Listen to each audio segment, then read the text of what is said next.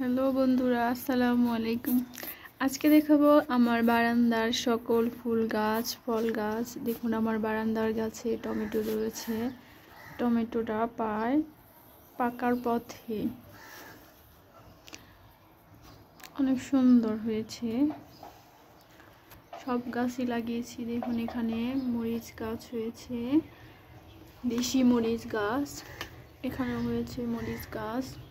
এটা আমার হচ্ছে বেলি ফুল গাছ, যেটা গত বছর অনেক ফুল ধরেছিল, এবারও ইনশাল্লাহ ধরবে। এখানেও আমি লাগিয়েছি গাছ। এখানেও আছে মরিচ গাছ।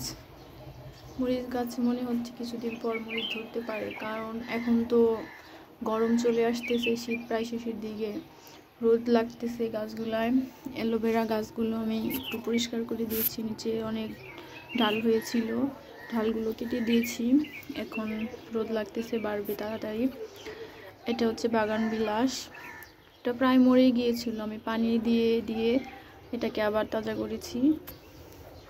এটা একটা গাছ, এটা হচ্ছে শীতের সিজনে অনেক বড় বড় ফুল হয়, কিন্তু গাছটা হচ্ছে শীতে রোদ লাগে নাই, তো তাই হচ্ছে এবার আর ফুল ধরে নাই। এটাও আমার আরেকটা বাগান বিলাস। বাগান বিলাসে হচ্ছে ফুল আসতেছে, কিছু ফুল এসেছে। এই যে রোদ লাগলে পরে আরো অনেক ফুল ধরবে আর কি।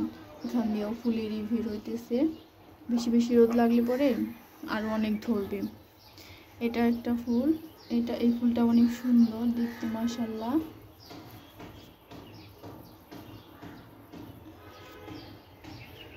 এটা হচ্ছে রজনীগন্ধা।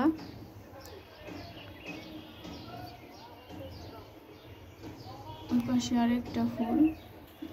ওই তো এখন মানে শীতের সিজন ছিল, তো রোদ কম ছিল, সব গাছে ফুল আর কি অত ধরে নাই।